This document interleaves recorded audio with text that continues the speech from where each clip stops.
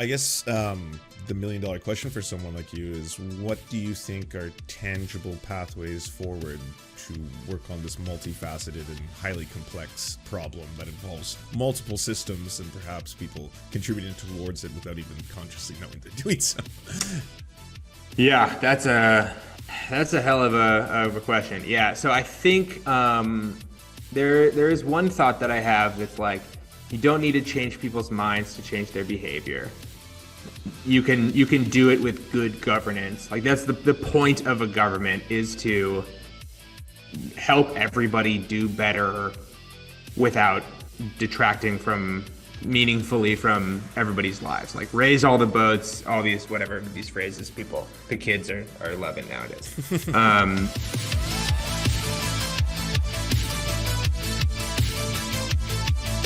Well, I guess I should ask first and foremost, do you want to give a little introduction to yourself, plug your sites and where people can find you and enjoy your premium content? Sure. So my name is Rollie Williams, and I have a dog who is just pleased as punch to be alive. But I have a show on YouTube called Climate Town. And just to get a clean slate, that's Climate Town. Hang on one sec. Howdy. Cool it, bro. Okay. Thank you. Okay. Sorry. See, my dog would not be quiet if that's all I did. I would need food or something else to get there. It is a full coin flip whether she's quiet or not after I say cool it, but one of these days I'm going to teach her what that command actually means. So if you go to youtube.com, I'm Climate Town on there. We also have a small little presence on Instagram and TikTok and Twitter, but most of our shit is on YouTube right now. And good shit it is. Thank you. I've been a fan for a while. You're actually one of the most requested people that my audience has asked me to interview. Really? That's saying something. Yeah, I've knocked a couple of the other ones off, but that includes people like Slavoj Žižek and like Marianne Williamson or like AOC. Yeah, like you got to talk. The big three. Yeah, I know, right? Yeah. And Climate Town.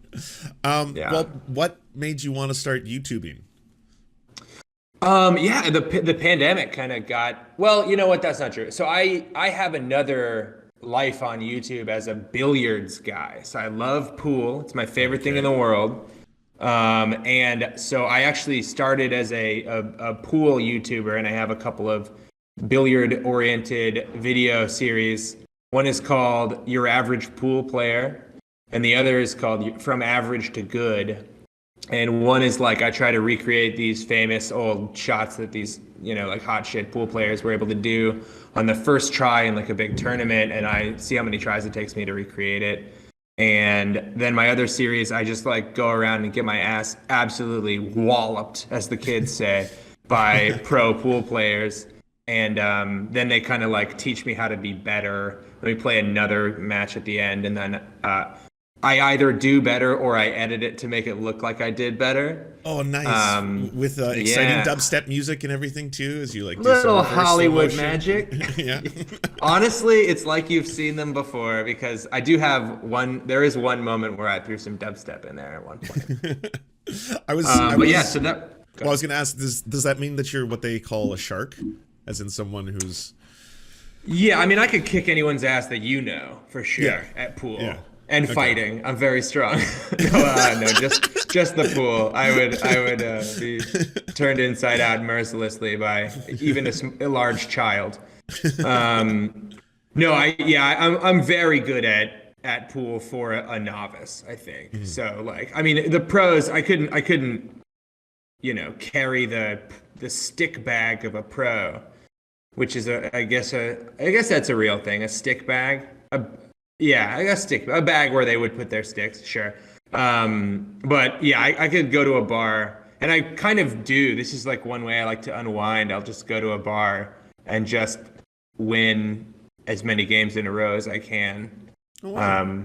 And it's I enjoy it. I think there's a certain, it's a little bit of a bad faith effort, because I'm just pretending that I'm just like a normal pool enthusiast and not a guy who's like spent 100 hours editing videos about pool. But anyway, Interesting. that's how I got into YouTube. So And that then how did was Climate Town evolve from that?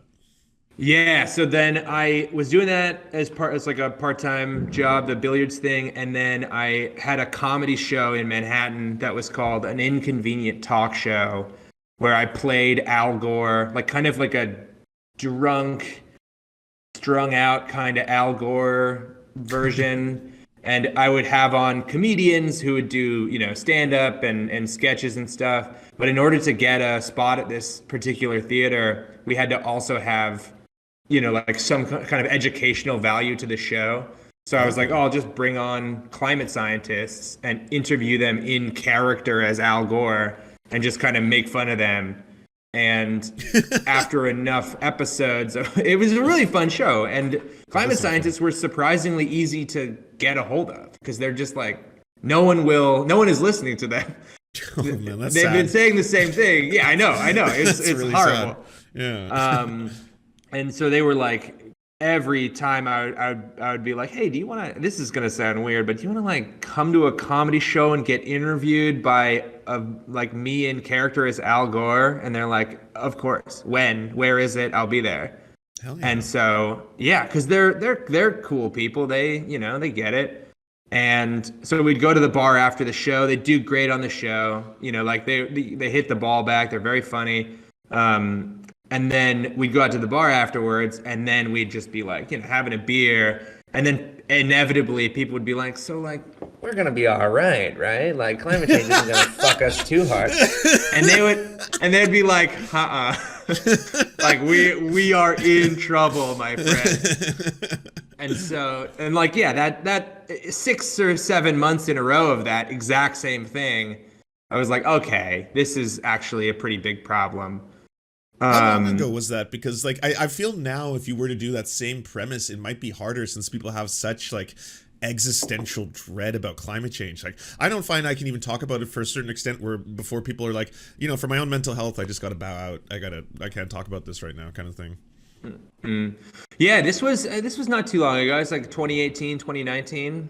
Okay. And then in 2019, I had heard enough, kind of from the horse's mouth, so to speak, that about how big of a problem this was that I thought, okay, I'll go back to school. I'll go to grad school to make my comedy show a little better. Like I've been nibbling around the edges of like what Wikipedia. Thank you very much. It only cost me $70,000 in student loans. So that was, yeah, it was. It's like a $3,000 degree here in Canada.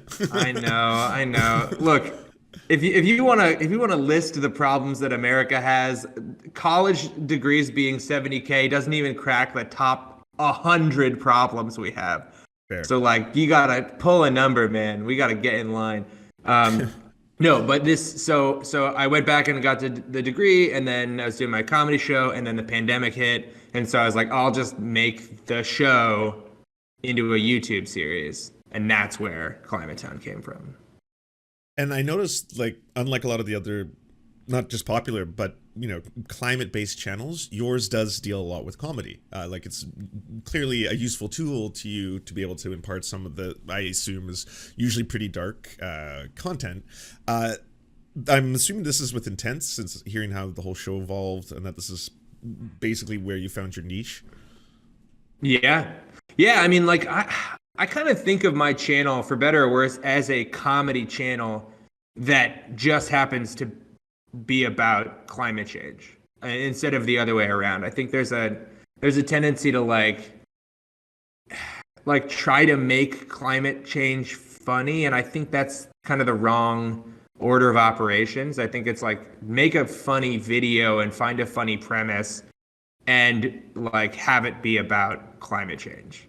A little bit like how John Oliver can make like, the taxation routes in Lithuania. He makes it funny by like finding the jokes within it. And yet like that's not by itself like an inherently funny topic in any way. And so I think that's like just like a lot of careful studying of his shtick. I've tried to like figure out what I can learn from him to use it in the channel. Do you think any of your peers are irresponsible in the way they do the same kind of content? Like, you don't Yes, have and to I'm willing to name names. Yeah, yes. I will. Spill the tea. But I don't just mean on YouTube, by the way. I just mean in general in terms of translating scientific information to the general public, because I feel with climate change, like, so much of this has been, we've known this for a very long time, and then it's like, okay, so we're finally going to do something about it, right? It's like, kind of, we're going to set unrealistic goals and ones that we can push further later, or maybe just get out of. We'll figure it out. We have at least enough time to have time later to figure it out. That's what we know, right? Yeah. And then obviously, you can get into later about the cover up that's done by special interest groups or corporate lobbyists or energy companies or stuff like that. But what do you think, or what would you want to see change in terms of the way people discuss climate change, even normies or everyday people?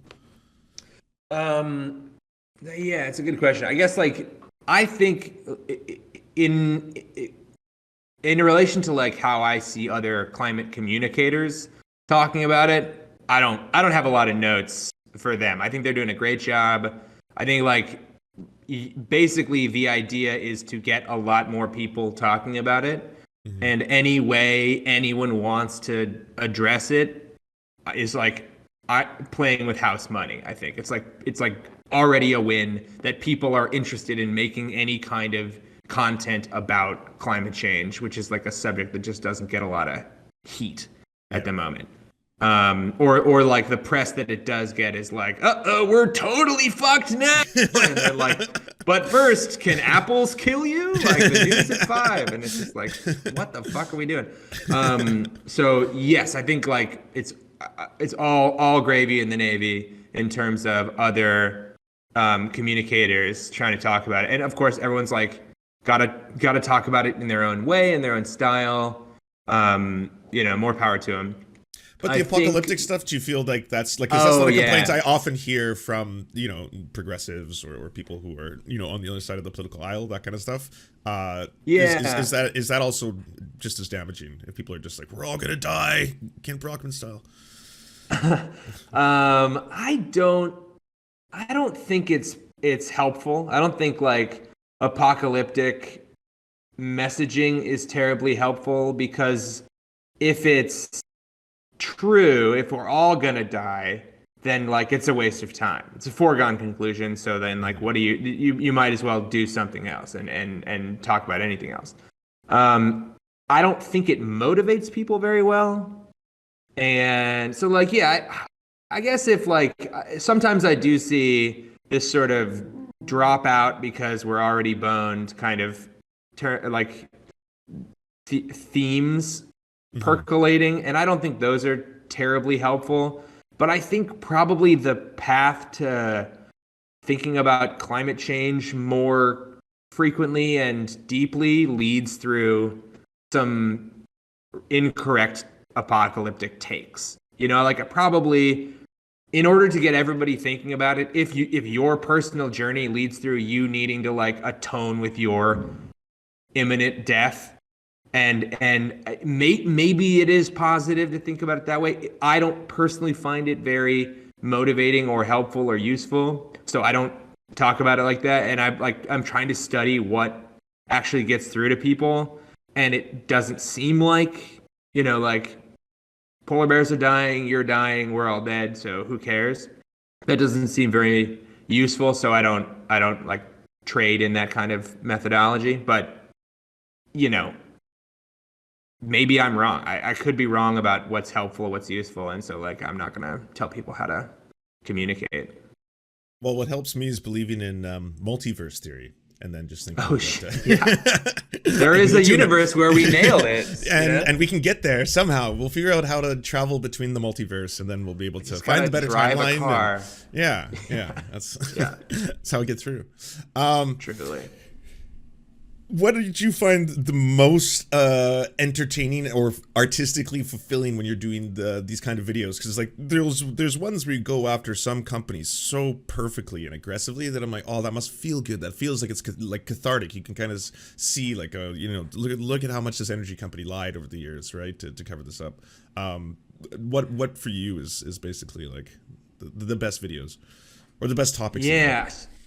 So I mean, I certainly like when there's an obvious villain and an obvious like bit of corporate malfeasance or cover up or sabotage or something, and then you find just the perfect internal document that just is the smokingest gun. I love that. And I also like, there's even a feeling that I get when I'm like just looking through the 40th PDF file of like some yellowed, photocopied, microfiched like document dump, and then finally I'll find this thing that like says the perfect thing, and I'm just like, oh fuck yeah, like got you, you know. It just feels incredible. And like, so that's journalism, isn't it? Yeah. Like that's where you cross over from being an entertainer to a journalist. If you're actually uncovering things that other people hadn't found yet, that's like, I mean, that's an investigation by definition, right? You were investigating. So that is I think I am whatever the step right before like a real investigative journalist is, because I'm not like going to the estate of some right. DuPont executive's widow and like getting the document. I'm just I'm pulling from sources that actual real journalists have like developed. I mean, honestly, the reason why I love that, finding that PDF, is because I know it's gonna make for a really good, correct, and entertaining and comedic moment. So like, I think whereas a journalist would be like, got you, sucker, you're going away for a long time, the big scoop is cracked, you know? But for me, it's just like, oh fuck yeah, this is gonna make somebody in, you know, Ottawa just like so happy to watch. So yeah, maybe really like funny. Motivation being a little different, I think. But no, you know, like there are actual journalists doing the real yeoman's work here, and I am just riding on their little sidecar to like, you know, I'm the Robin to their Batman, going just like, whoopee, we did it, you know, like way to go. Bam, zing. Yeah. What's challenging? Like, do you find the whole thing overwhelming? I know some people these days, even people who deal in news, are like, it's getting harder and harder, it seems. Either the algorithms and the AIs are not doing the thing they were said to do, which is make us better or happier, or something's going on, you know? We got to get the AIs to fight the algorithms. Yes, like we got to turn these boys against each other. That is the solution. See, this is a prescriptive statement and stream. We're not just complaining about the world. We're like, hey, here's how you fix it. Get the AIs to all battle each other for supremacy. Right. How could that turn out? Yeah, you fix it by having a fundamental misunderstanding of what algorithms and AIs are, and then a sloppy slapdash first thought concept that doesn't hold up under 5 seconds of scrutiny. This is the solution. Yeah. Yeah, what's challenging? I think it's like actually shaping a really compelling story that is true. Mm-hmm. You know, like I think, because I watch all the like these fucking dipshit ass like right wing I don't know, these hacks, you know, like putting together sort of video essay arguments that like, well, they will pull some document here and like kind of cherry pick stuff there. And it's like, I'm terrified. Like I refuse to put a video out that crosses that line. And so it just makes me put content out less frequently. You know, I think the thing, oh God. Well, I was just going to say the burden of proof is so much higher I feel like I'll watch someone like, Tim Pool, who makes 5 or 6 videos a day, and they are mostly factually incorrect and issuing no retractions to 0 takedowns. And then there's other people like yourself, for example. It takes like 3 or 4 weeks to put out one of those videos because it's like, well, we had to like actually do research and dot the I's and make sure that this happened and is real. Maybe like call 3 experts, yeah. Right. It's not just like your feelings. You're not just turning the camera on and talking for 3 hours about, well, here's what I think is the science behind the matter, right? Even though I guess in that case you would actually have some more training than he does. But either way, no, I get what you're saying. I mean, to quote the great philosopher Benjamin Shapiro, the facts don't care about your feelings. And like, I hate that he coined that term because that's all he does. Like, it's all. It's a lot of feelings. I mean, whatever. It is. It is a surplus of feelings. Sure. But I think there's some other there's an actually good quote that's like a lie can get halfway around the world before the truth has time to put its boots on. Mm-hmm. I think that's like fucking Mark Twain or some shit. I don't know. Some like dude said that, I think. But yeah, it's totally true. It just takes so goddamn long to make sure you're right. And then, I got this wrong. I need to re-record this, re-edit this segment. Yeah. Like find some, like. It's just like the video sometimes. Wait for monetization, if ever. Yeah. No, I don't. Yeah, I've never like pulled a video, but certainly like I send it to a couple of people who are experts, to watch back. To be like, did I get anything wrong? And then they'll be like, actually, yeah, like this didn't actually happen at this time. It happened later. And so I'll have to like, okay, pull it down, read, it's just like, it's a slog. But I think that's the challenge, but that's also the job. You're like, you got to be right and you got to be smart about it. And I'd rather be right and like take a while to put a video out than like wrong and putting content out once a day or 5 times a day. I guess the $1 million question for someone like you is, what do you think are tangible pathways forward to work on this multifaceted and highly complex problem that involves multiple systems and perhaps people contributing towards it without even consciously knowing they're doing so? Yeah, that's a hell of a question. Yeah, so I think there is one thought that I have that's like, you don't need to change people's minds to change their behavior. You can do it with good governance. Like that's the point of a government, is to help everybody do better without detracting meaningfully from everybody's lives. Like raise all the boats, all these these phrases the kids are loving nowadays.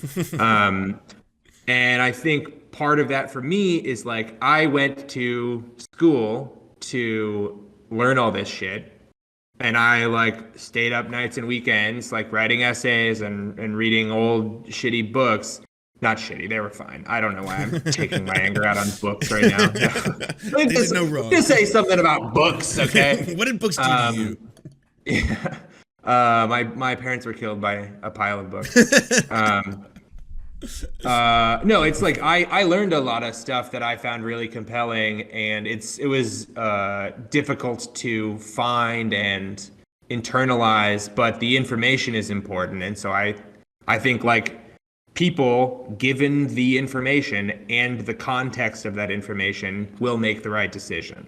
I think that's true almost across the board, and I think we've seen it happen. And I think like the rapid precipitation of gay rights and women's rights, and a handful of other policy changes, like we see these hit the zeitgeist and then they change fast. And I think once people really understand what's going on, like just given the information, they make the right choice. And I want to be on the supply side of the information, because like the thing that I like to do is give people information in kind of a fun way.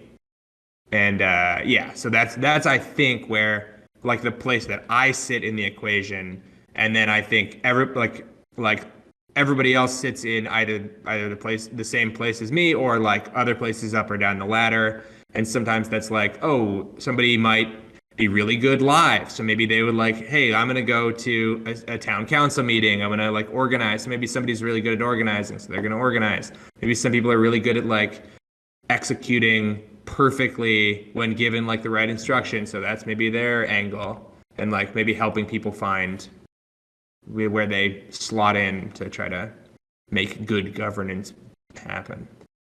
Is there any technology that excites you, like how everyone was pretty much like, wait, cold fusion, it's not just in sci-fi, we're gonna have it soon?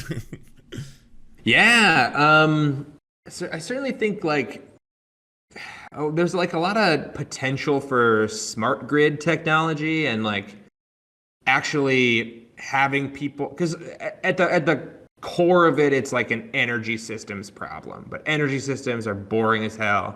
So like, how do we get people to, like make the right energy choices? And so like, I think there's some tech coming up through the pipes in the smart grid world. I think there is a really interesting cultural shift happening in like urban planning. Like, it's wild that there's like there are 10 close to 1 million subscriber YouTube channels that are all about urban planning. So like people like Not Just Bikes and City Beautiful, like these are topics that should not be interesting and sexy, but these people are making them really interesting and sexy. Sexy especially. Quote me on that. But what a weird pull quote. Specifically asked to be quoted. Sexy. Well, it's funny. The number one question I've actually been asked multiple times by both of the chats is, "Are you related to Cody Johnson?" And I was like, well, no. Yeah, speaking of sex, but I Cody love Johnson. That guy. Yeah, I mean, he's the dude. Sex, dude. Oh yeah, he's the dude. Oh yeah, for sure. I love that guy. I think him and Katie Stoll, I think, is like, they're kind of, it seems like that's the squad, and then they've got like a handful of really smart ass people working for them. Like, they're fantastic. I'm not related, but if I found out I was, it would be like if an East Coaster found out they were related to Kate Middleton. It would just be like, oh, I did it. Like I would feel some sort of personal victory there.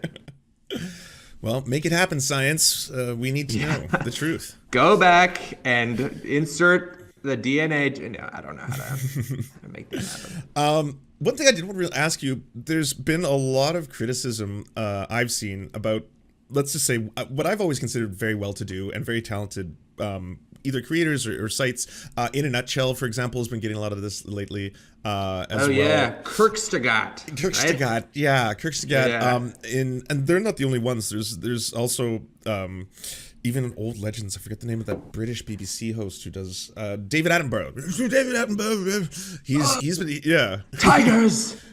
Watch out! The two little lambs were walking. Yeah. But they've been both. I've almost seen recent criticisms of kind of like, it seems as if people are relying on models that aren't realistic to try and say that, hey, we're going to be fine because we have more electric power now than we ever have before, and we've manufactured and made electrical panels so much cheaper. And look at all the how much more electricity we can generate. And if we keep scaling this up, we should be able to slowly work the whole thing out, even though it's like, yeah. Do you think those are fair? Do you think those people, because they're well-to-do in other ways, but may have this kind of like, oh, this episode seems kind of sponsored by something think tank, or whatever the case may be? Do you think like is that fundamentally incorrect to even promote that kind of? It's a good question. I think I think so. The biggest variable, the biggest unknown, is not like what the tech price is going to be, or like where the electrical circuitry, like where we're going to mine the lithium or whatever. Or I guess mine the cobalt. Lithium is a salt, so. But although there's some mining, whatever, it doesn't matter.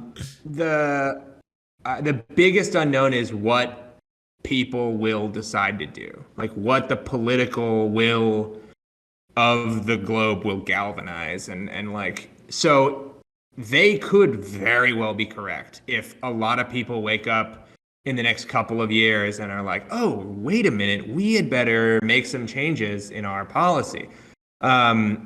It doesn't appear to me that the change is happening that quickly. Mm-hmm. So I think from that perspective, I think like this idea that we are on some kind of path to success, and so we don't have to keep our eye on the ball, I think that is that seems unlikely to me. Mm-hmm. But the idea that we are fucked whatever we do, that's also, I don't think that's not a foregone conclusion. Mm-hmm. So I think in the way that like Kierkegaard, in a nutshell, has taught people about like nuclear energy is actually very safe, and here's how like CRISPR works, and David Attenborough teaching people that like, I guess the film crews are heartless for not saving the baby elephant when it's like walking the wrong direction. That fucked me up, man. When they're like, the elephant was going the wrong, following his mom's footsteps the wrong way into the desert. It's like, go and fucking tell it. Turn it around. What are you doing? It's an elephant, you asshole. Elephant's like, we cannot interfere with the process. Like fucking Star Trek ass crime directive made up rules. It's like, what are you doing? Yeah, I know. Send it to America. My God, we'll cherish it. True. He was canceled. Or we'll just like stick it in. What was he? Was he canceled for something? I don't think. No, he wasn't canceled. Well, he actually came out recently and made a statement. And this is just one of those examples of you can't please some people. But he came out and made a statement saying, I should have identified this more, but capitalism plays a very large part into why so much of the systems that are being exacerbated and us being able to do something is made possible. I'm coming out to say that we need to do something else in order to not have, climate change happen the way it is, right? And half the people were like, he's a communist, and the other half were pretty much straight up like, oh, what, so now you say something is right? I was like, I think he's got a lifetime of dedication to teaching and conveying information on the natural world. We gotta humble ourselves before giants sometimes, I mean, the guy, he's a legend. I'm with you, though. He fucked me up with the baby elephant. I can't get that one out. You know that exact thing, right? Like, I can see that like top down shot of like oh God, woof. So I think again, it's kind of like the more people talking about it and educating about it, the better. But I think any voices that are like, we're totally boned no matter what we do, I think those need to probably be given less credence. And also, like, we're totally fine. Humans are smart. We're going to figure this out. No problem. I think that is, I see those two groups of people as equally incorrect. Where, like, these are not helpful points of view, and we should be, like, thinking about the middle group a lot more, in my opinion. Can Elon Musk save the planet? I mean, the dude certainly made electric cars cooler, so that's one thing. And he's also like, I don't think like single people can save the planet. I don't think he is, in the past like 4 years, I think he is like very much backslid into like being a weird culture warrior, Twitter owner. Don't forget trading horses for sexual favors. That as well. Oh yeah, or I think attempted horse trading. Attempted horse trading. Attempted economics. Right, like I don't think that equine trade went through. I think it got held up in customs. No, it's true. It's true. But still, like, I mean, he's not. So he's just a failed horse trader for sexual. Whatever. That's not. I'm not trying to defend the guy. I just think failed horse trader. I've never heard Elon Musk described as a failed horse trader for sexual favors, but I think that's how I'll only describe him from this point on. Yeah, like, doesn't he own companies? Yeah, I'm not sure, but I do know that he wasn't able to seal the deal even with a horse. Mm-hmm. So who knows? Mm-hmm. No, I think I think if Elon Musk got really into public transportation and like better city design and so like better battery tech, like I think he is the front runner for having a lot of potential to move the ball downfield. And I would just love to see him focus more on battery storage and public transportation and like electric trains and all sorts of things. Instead of I would love condos. that. Yeah, that's and my God, like the like underground Tesla escalators, like Death what is Nightmare happening? tube. Yeah. God damn, that's like not even. It's just like it's embarrassing for him, and I just wish he would just get back to basics and figure out how to make trains cool. Mm-hmm. So he did it with EVs, like. Yeah, well, I think it's really cool hearing about how there's all these channels that are blowing up that are all about making walkable cities, or they're about making cities with way better public transportation, because that does feel like an achievable direction you can move into if you have enough activism and advocacy towards. What would you say are like the biggest obstacles to achieving more of that? Is it pure politics? Is it development? Because like I can tell you, Vancouver, we have lots of development, but they're all $1.2 million condos. There's just it's just like you can't end the amount of like massive condos that are being built here, right? But it's not housing. Yeah, I mean, this is part of the big issue of like a lot of interconnected issues where if we had better public transportation, people could like live a little further out, and if they could do that, then that would be more accessible. Like I think there's a lot of issues kind of coming together at the same time. I think better housing policy is probably important. Like for instance, the people who are building giant condos, there's probably some kind of law on the books that's like a certain portion have to be like bookmarked for lower income people, or you have to pay a fine. But the fine is so low that like these condos are just like, oh, pay the fine. Like we'll just pay every fine. We're gonna get rich assholes in here. They will more than make up our fine. It's just like, I think you can stop condo developers from paying the fine by making the fine $1 million. Like that's just like ratchet, or I guess $1 billion. We've had inflation here in America, so $1 million doesn't get you what it used to. Yeah, but I think like good policies go a long way, and they just are constantly getting hollowed out by these corporate interest groups that have only one issue they need to focus on. So they like spend $1 million on a lobbyist, and they make all that money back when the lobbyist does their job and like gets a politician to hollow out a policy, and then now the fine is really low, and so now they just pay the fine and they make $1 million the next year and $1 million again the next year, and it's like, oh, of course they would do that. It's like it's even like I don't even think it's like the wrong decision from their perspective. Oh, like from their perspective, if I don't do it, someone else will.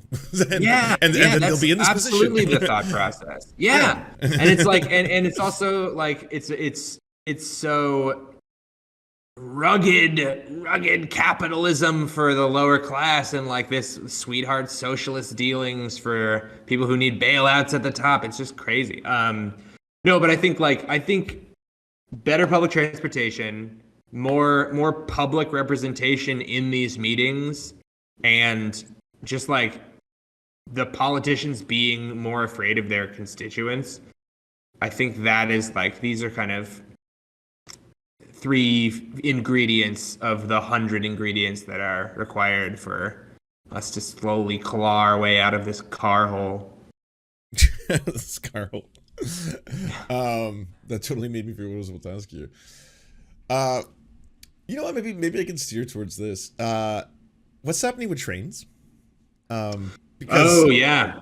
I feel if I was to go to the US, because I love visiting America, a train would smash into me. That's just kind of what it feels like from just looking at the news past couple A days. train would smash it. Oh god. Yeah. It's like, you'd be lucky to find a train. We have like 6 trains here, and they're all like carrying coal. Well, yeah. Our train infrastructure is like hilariously sparse and archaic.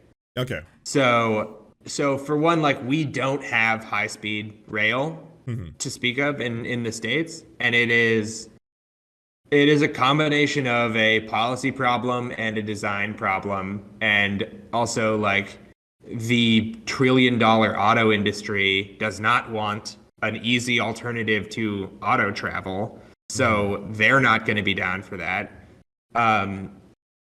And the I think you're talking about probably the East Palestine, Ohio train. That amongst the other 3 that I saw over the past couple of days. Oh yeah, yeah. But I was like shocked to hear that it's actually very normal. Like apparently there's I mean, like it's a function of the archaic like tech. Like we just don't upgrade the train technology because there isn't the funding for it, because all the funding is getting sucked away into constantly rebuilding roads and bridges, because guess what? Like they are not easy to maintain, because there's just like, it's a massive country. It's so much easier to maintain train infrastructure than car infrastructure. And so there's no money for it because we are so car centric.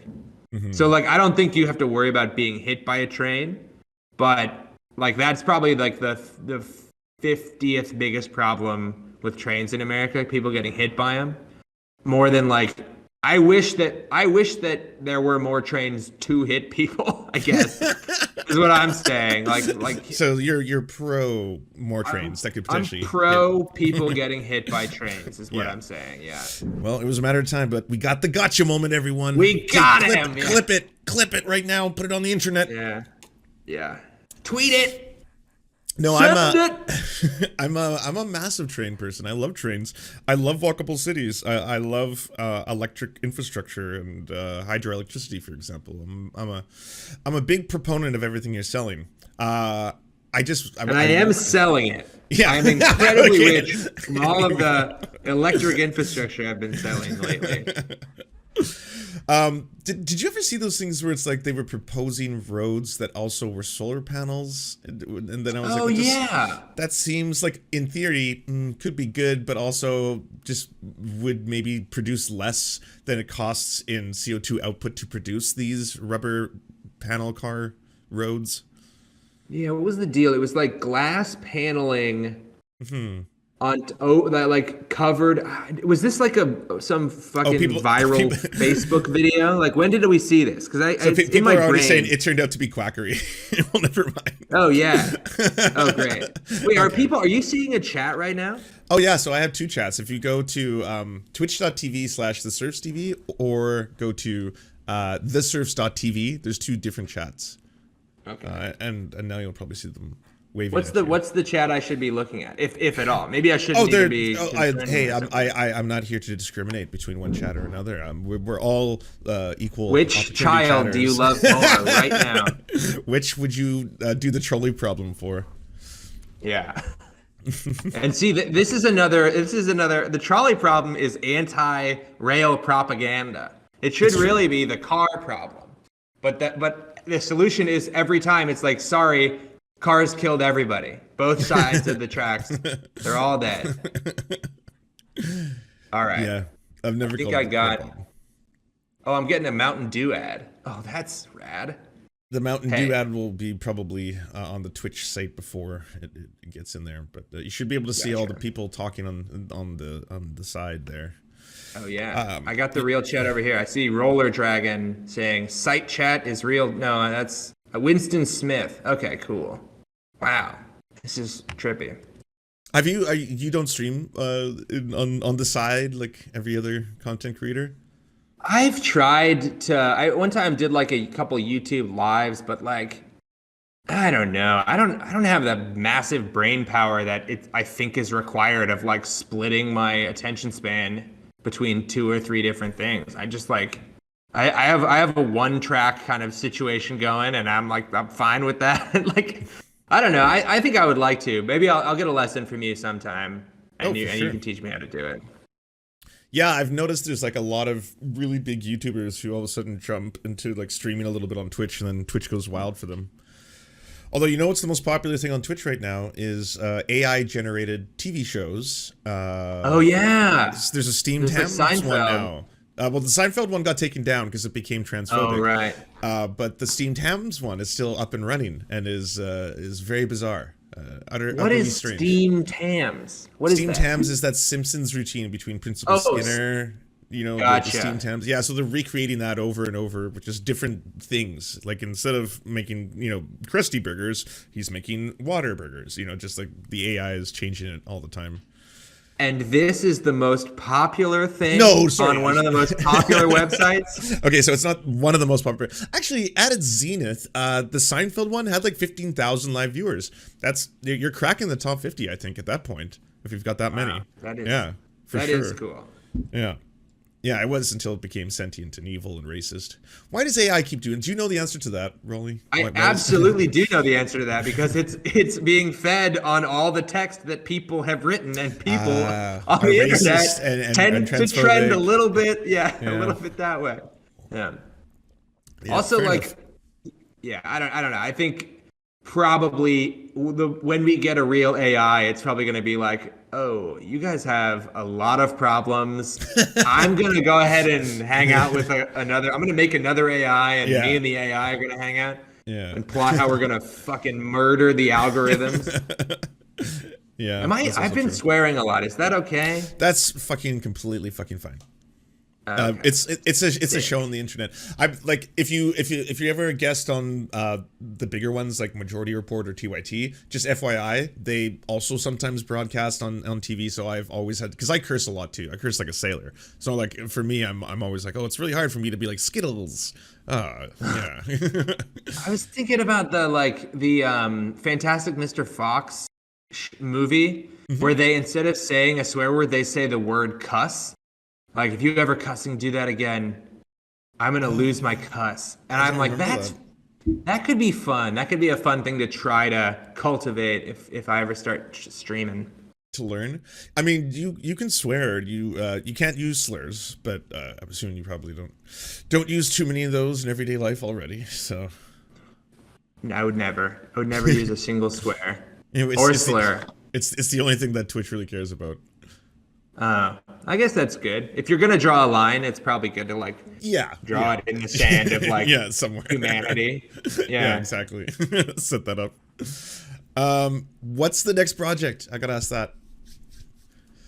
Like the next episode or the next Yeah. project? Oh, I mean, if you're starting something entirely new, that's cool too. You don't have to give away that you've got a cooking channel coming baby. Yeah, I've got a cooking channel coming out. I cannot wait. It's called Kitchen Town. We got a couple things like percolating, including we're gonna try to figure out a way to do. I don't think I'm allowed to say that. We are gonna maybe do some kind of podcast. I think that's like kind of on the agenda. And I would like to find a way to do another kind of a parallel series that is a less lift, lower lift. That's the word. what does that mean? Sorry. Like, so we've been putting out videos that are like 28 minutes recently, and that is a slog. Like, I used to make 4-minute videos, and now like this is a lot more work, 7 times longer, and like it just takes longer to put them out. So I would like to be able to do a series that's like a faster reaction time. So that's kind of we're bandying that around. But we got a couple videos coming out that are like on the concept of food waste. So that's coming out soon. That's a fascinating topic. I do talk about how places in Europe have legislated against food waste for like supermarkets. Yeah, there's this is a complaint that I get pretty frequently, and that like a lot of my stuff is really like U.S. centric. And I mean, it is where I live, so I know Yeah, I most was about like, it. you are an American, so Yeah, and like we are notoriously like globe blind. Like there are two countries. There's America and not America, and I these are mean, the two. to be fair, that's the rest of the world too. Oh, So really? That like is so good. to That's us, it's good to Canada, hear. and there's America. Okay. Because Wow. y'all are running the show, right? Like you got the biggest I military, hope not. the richest My country, God. you know. Jesus. Yeah. I mean, we're figuring things out. Don't take too much stock in what America is up to. Although that's like, huge economy, biggest consumer market, blah blah blah. Yeah, and also I'm gonna try to do a thing about vaguely on how churn and burn and disposable cell phones have gotten, smartphones, and sort of by extension, like the creation of e-waste.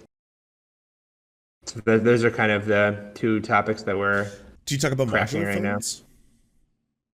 I haven't written the script for that yet, but Okay. if you want, I will talk about modular phones for cool. you. That's Yeah. awesome. Well, I was gonna say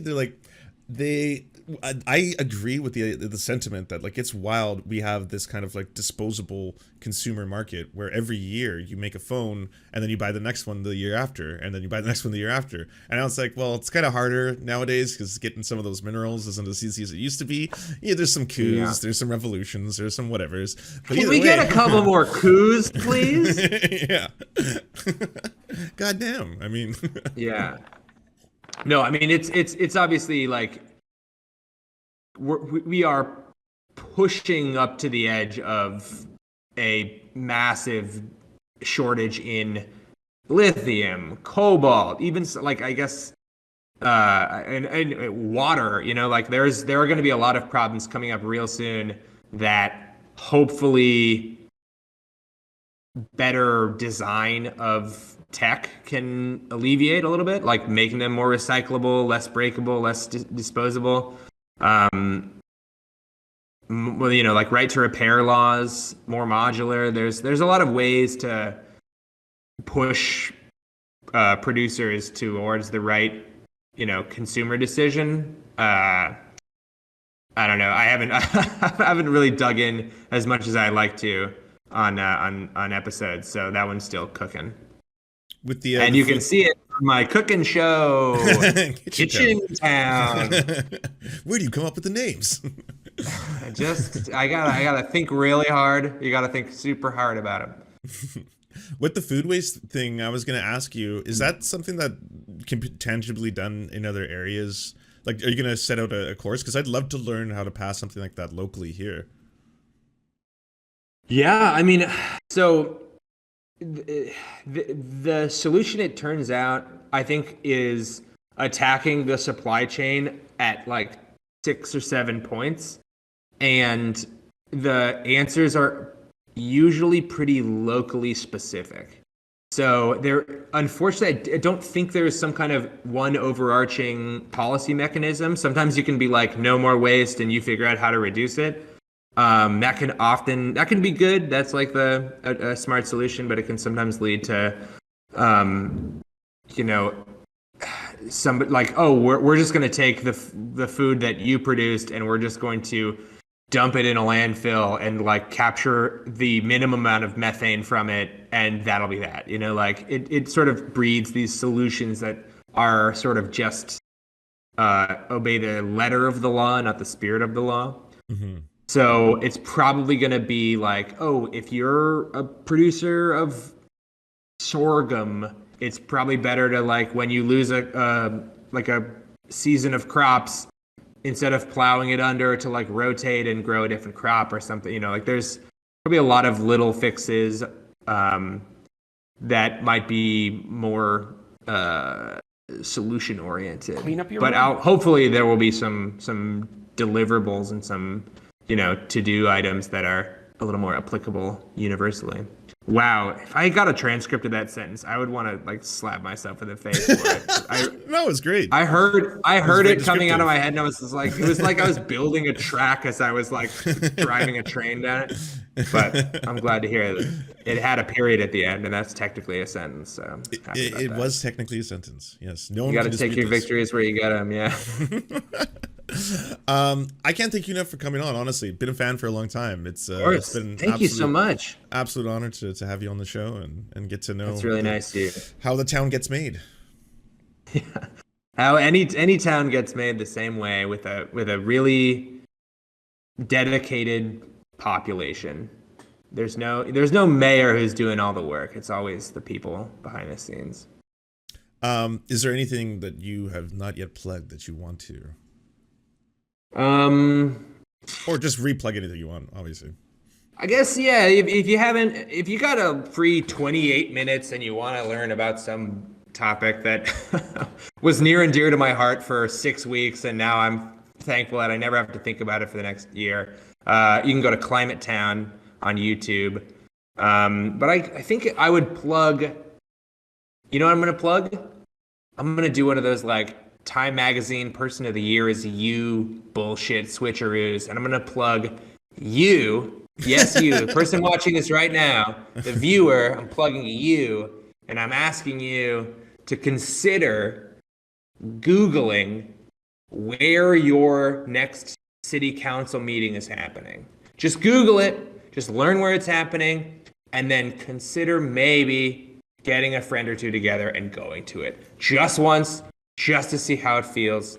Consider it. You don't have to do it, just consider it. So that's my plug. Think about getting more civically engaged if you fucking feel like it. Thank you so much. It was an absolute pleasure. Thank you. Yeah, and to the chats, both of them, I appreciate you guys watching this and commenting.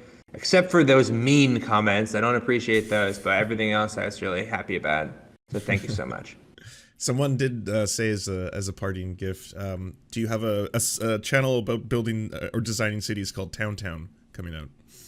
Oh, wow. That's good. Town. That's really good. Town, yes. I'm just recursing a sword folding in on itself. This is perfect. Oh, well, thanks again, Rollie. It was a ton of fun. Of course. Thank you. Obviously, all of you, go subscribe to Climate Town. This is the channel. Oh, there it is. This is the person we were just watching, everybody. 2. Hi, I'm Rollie Williams, climate science grad student, and surprisingly big on billiards YouTube. Do you enjoy the Serfs but prefer not to have to use your eyeballs? Many are saying this. Well, we've got the solution for you. It's the Serf Times in podcast form, available on most major podcasting networks now. If you enjoy it, please consider leaving a good review and feedback because it really helps the show out, apparently, and it's free, just like the podcast. To our gods, Xander Corvus and Peyton L. Juste, we shall spend many a generations building mighty cathedrals in your honor. To our monarch, Tom Spiker, we are but your oafish jesters, here to offer you a laugh at any opportunity.